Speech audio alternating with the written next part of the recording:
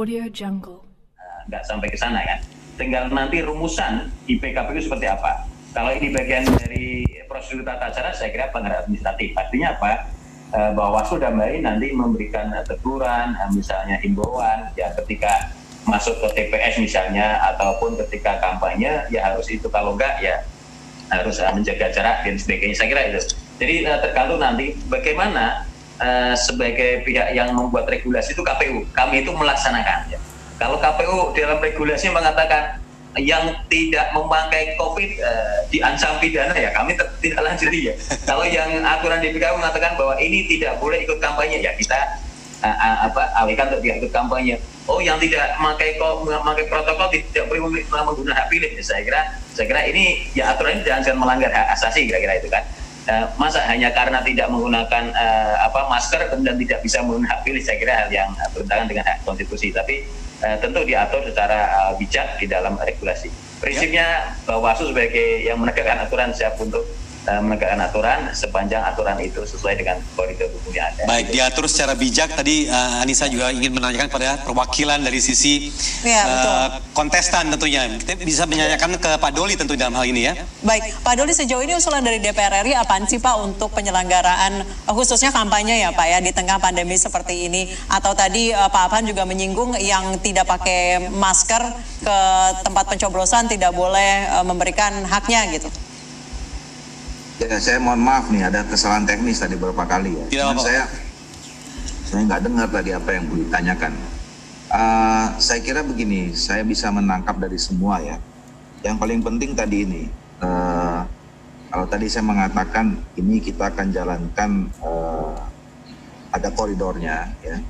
Satu prinsip adalah soal protokol kesehatan yang sampai hari ini saya kira sudah mulai ada titik terangnya lah ya. Ketika misalnya KPU, Bawaslu memberikan syarat-syarat ya, harus ada tambahan anggaran, kebutuhan barang kesehatan dan segala macamnya. Nah ini kan sudah mulai ongoing. Ya. Bahkan kemarin informasi yang saya dapat dananya sudah ditransfer. Nah tinggal tantangannya adalah kalau dari segi ini apakah kita bisa disiplin atau tidak ya melaksanakan semua protokol yang sudah disusun. Ya nanti terutama nanti boleh yang akan dikonsultasikan mungkin hari Rabu ya sama Komisi 2 tentang protokol yang diatur dalam peraturan KPU yang baru ini dan kemudian nanti bisa diimplementasikan atau dilaksanakan oleh Bawaslu atau tidak gitu. Jadi tingkat disiplin masyarakat dan operasional ya yang dilaksanakan oleh para penyelenggara untuk bisa mendiskusikan barang-barang tersebut dan sebagainya. Nah tantangan yang kedua adalah tadi disinggung soal menjaga kualitas demokrasi. Ada beberapa indikator yang sederhana adalah bahwa kalau tingkat partisipasi publik di dalam pilkada nanti ini tidak tetap atau malah bisa meningkat dibandingkan dengan pilkada sebelumnya. Nah ini tantangan yang baru dan tersendiri saya kira. Ya. Karena apa? Karena nanti kita harus merubah mindset masyarakat. Kalau dalam 3 bulan terakhir ini kan pemerintah sangat gencar menghimbau masyarakat untuk selalu di rumah aja kan, tagar di rumah saja. Gitu.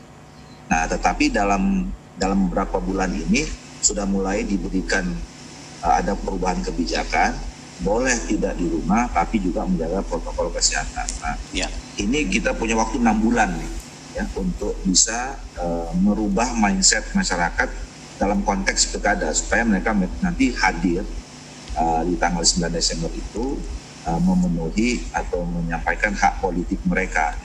Nah ini tentu dimulai dari komitmen kita, komitmen semua stakeholder ya, pemerintah, DPR, penyelenggara, masyarakat, ya, termasuk masyarakat sipil.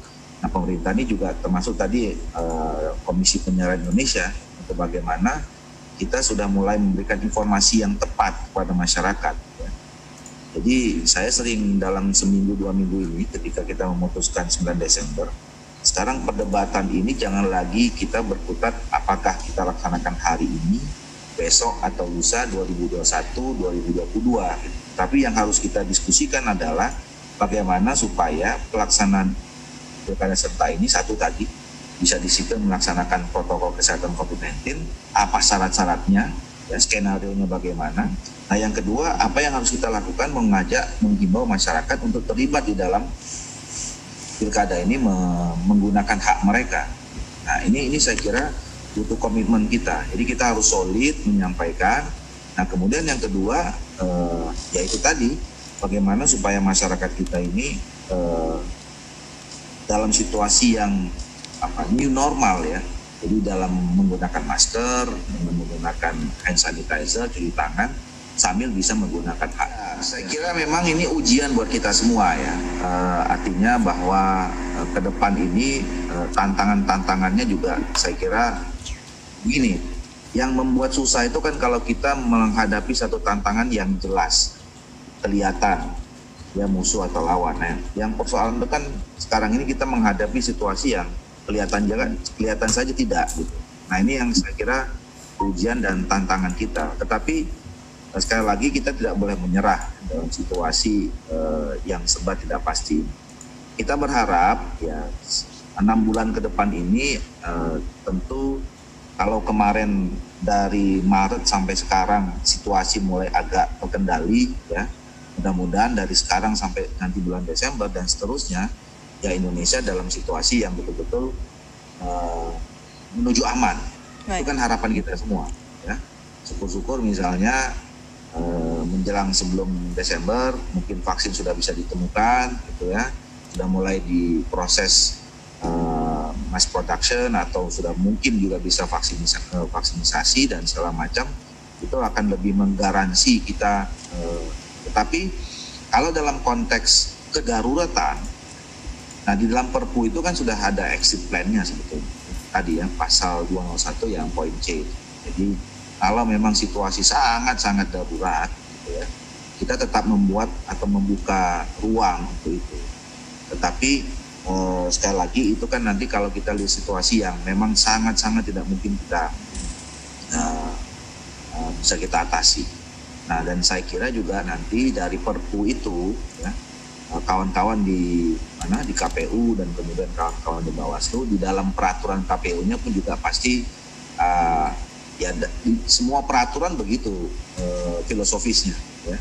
Semua undang-undang begitu, pasti harus ada 1-2 pasal yang membicarakan tentang exit plan kalau force major. Bahkan sebetulnya kan pasal 120 di dalam undang-undang sebelum ini itu kan itu mengatur force major. Cuman waktu itu di undang-undang sebelumnya diatur cuman dalam skala-skala kecil, sekarang diatur dalam skala nasional gitu. Nah, jadi begitu juga di pasal 201 ini. Kita sepakat Desember, tapi ya, sekali lagi kalau, dan tentu ini kita tidak harapkan ya, kalau terjadi situasi yang memang betul-betul di luar kemampuan kita, ya ada exit plan. Saya ke Pak Castorio Sinaga, bagaimana Pak? Ya, pertanyaan ini sudah kami lakukan, bahwa kajian di Kemendagri itu kami lakukan banyak sekali ke berbagai negara ya yang telah melaksanakan pemilu di tengah COVID. Bahkan kami mungkin di mana itu di dalam paparan saya ada saya selipkan, mungkin di sini 2 buku sedang kami garap ya. Kebetulan saya sendiri ditugaskan untuk menerangkan menjadi bahan sosialisasi tentang kajian protokol kesehatan di dalam penerapan pemilu. Yang pertama, dan bila saya bandingkan dengan yang dikeluarkan oleh PKPU, saya harus katakan bahwa standar yang dimiliki oleh PKPU ini sebenarnya sudah di atas rata-rata dari standar yang berlaku di tingkat internasional di berbagai negara yang kita ketahui. Ya. Yang kedua adalah memang Korsel itu menjadi satu contoh sukses karena 2 hal, partisipasi politik sangat tinggi, ya bahkan tertinggi setelah 32 tahun yang lalu pemilunya. Kedua, tidak ada satu kasus penularan pun yang dilaporkan secara resmi di Korea Selatan pada saat penyelenggaraan pemilu, karena penerapan protokol mereka yang sangat begitu ketat. Padahal kita tahu Korea Selatan itu menerapkan tidak ada lockdown, PSBB itu oleh masing-masing masyarakat. Tetapi KPU-nya mereka seperti yang dipimpin oleh Mas Arief itu sangat begitu bersemangat ya, dan media sangat mendukung.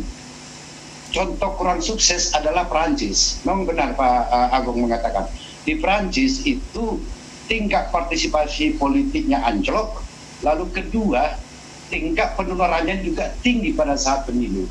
Nah, mengapa? Ada sebenarnya itu saya katakan kalau kita mengikuti teorinya Bung Doli, mindset, disiplin itu tidak mengenal ras. Itu adalah mengenal suatu settingan kondisi sosial politik di mana seluruh elemen harus bekerja, ya kan? Nah di Prancis ternyata karena ya kurang disiplin, ya maka karena di sistem pemilu Prancis itu mengenal 2 putaran, ya ketika mereka melaksanakan pemilu 1 bulan berselang setelah Korsel 15 Maret, Prancis 15 April, maka putaran kedua yang seharusnya diatur di dalam peraturan pemilu mereka itu 1 minggu setelah putaran pertama itu diundur menjadi 6 bulan hanya karena penularan itu. Dan kenapa? Kembali lagi ke Mas Agung, ada komponen di sana memang pokoknya kurang disiplin akan protokol. Dan media di Prancis itu ada 2 media yang begitu sangat dominan. Labrago sama TV Prancis justru menekan ya pemerintah dan tidak begitu kondusif terhadap sosialisasi dan kampanye terhadap protokol kesehatan di sana, sehingga memang ya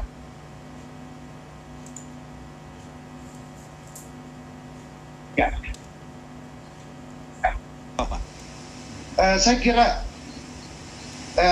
untuk pemilu kita semua sudah mengalami tentang pemilu, dan protokol pemilu tanpa COVID juga cukup ketat sebenarnya. Bagaimana orang datang, duduk, dan harus ini. Nah, ditambah dengan protokol ini saya kira menurut saya adalah ini tergantung dari masyarakat ini memahami protokol ini untuk apa. Kenapa? Pertama adalah sosialisasi tidak hanya mengatakan aturan ini tidak, tetapi harus ada kerjasama di mana penilaian risiko ya terhadap sebuah kegiatan yang berhubungan dengan COVID itu harus diketahui masyarakat juga. Ya, setelah itu lalu intervensi apa yang dilakukan oleh misalnya penyelenggara pemilu terhadap suatu tahapan yang berisiko tinggi atau berisiko rendah, kan tidak semuanya sama kalau kita baca di protokol KPU. Dan yang ketiga adalah sebenarnya keseriusan dari penyelenggara, pemerintah, dan kita semua yang dinilai oleh masyarakat cukup siap dan cukup serius sehingga mereka yakin untuk mengikuti protokol-protokol itu. Dan keempat adalah bahwa harus penerapan ataupun sosialisasi protokol ini harus kredibel. Artinya di sini itulah yang kita katakan kita harus dilibatkan misalkan para pakar kesehatan ini sudah bersedia untuk membantu KPU di seluruh daerah agar mereka bicara tentang protokol ini dan juga mengawasi, oh ya benar, ini protokolnya ada benar. Nah, kalau dengan proses seperti itu, maka masyarakat akan yakin. Kalau masyarakat yakin untuk keselamatan dirinya, saya kira mereka akan tercipta mindset-nya untuk mengikuti protokol tersebut secara disiplin. Tapi kalau tidak, memang ya demikian, masyarakat merasa gelap di dalam situasi ini. Maka oleh karenanya sangat saya setuju dari Pak Agung tadi dan juga Bung Doli dan Pak Ari, ini memang pekerjaan yang cukup bukan tidak mungkin, tetapi tantangan yang sangat baik karena kita merubah mindset, menciptakan double disiplin, dan juga ini menjadi suatu sejarah di dalam pengembangan kultur politik kita khususnya menyangkut pemilu. Baik, merubah mindset dan double disiplin itu yang ditekankan. Semua harus kerja ekstra sekarang. Betul. Baik, tanpa terasa sudah 2 jam kita bergabung dalam webinar ini. Kini saatnya kita mendengarkan penegasan sebagai kesimpulan. Ya, kami beri waktu singkat saja 3 menit untuk masing-masing narasumber. Kami persilakan ke Pak Castorius Sinaga terlebih dahulu. Silakan Pak. Ya, saya kira webinar ini terima kasih dan juga mohon maaf bila ada satu paparan kami yang kurang berkenan juga kata-kata. Saya atas nama Mendagri ingin mengajak seluruh masyarakat Indonesia, khususnya di 270 daerah tersebut, untuk mari kita bersama-sama mendukung penyelenggara pemilu, Bawaslu, DKPP, dan juga tokoh-tokoh masyarakat untuk sama-sama menyukseskan pilkada ini, karena ini adalah semacam milestone di dalam sejarah politik kita, sehingga memang nanti kelak di daerah itu terbentuk pemerintahan yang efektif, yang legitim berdasarkan proses demokrasi, karena kita tahu ke depan akan semakin banyak tantangan yang akan dihadapi oleh bangsa ini, dan khususnya pemerintah daerah, khususnya menghadapi masalah kesehatan karena COVID, tetapi juga menghadapi persoalan-persoalan dampak COVID itu sosial dan ekonomi yang kita tahu sangat berat. Maka oleh karenanya saya kira tidak ada bangsa itu adalah kita tahu bangsa petarung, bangsa pejuang. Mari kita buktikan di dalam yang akan datang. Jangan kita kalah dan jangan kita membangun kerjasama kita, entah elemen manapun itu, pemerintah, masyarakat, DPR, DPRD, tokoh masyarakat, media massa khususnya, agar benar-benar kita bisa tunjukkan ya kepala kita ke dunia internasional bahwa kita adalah bangsa yang memang benar-benar mampu melaksanakan dengan baik seperti bangsa-bangsa yang lain. Saya kira itu jawaban untuk saya, dan nanti atas undangan. Iya, saya kira ini satu momentum yang bisa menentukan masa depan kita ya. Jadi saya kira pandemi COVID-19 ini kan membuat masyarakat semua meriset seluruh dunia, jadi kembali ke nol, menata kehidupan baru ke depan. Nah, pilkada saya kira ini menjadi salah satu momentum penting untuk apakah kita bisa membangun masa depan kita lebih baik atau tidak. Jadi ini ujiannya, dan itu tergantung kita semua. Kalau kita misalnya tadi disiplin, ya, jadi begini, ini bisa juga merubah mindset kita. Kadang-kadang kan orang akan bisa berubah menuju yang baik kalau memang dalam situasi yang katakanlah tertekan gitu, dipaksa gitu. Jadi kalau dulu orang nggak disiplin itu nggak apa-apa gitu ya. Sekarang kalau tidak disiplin ancamannya kena virus, masuk rumah sakit dan seterusnya gitu.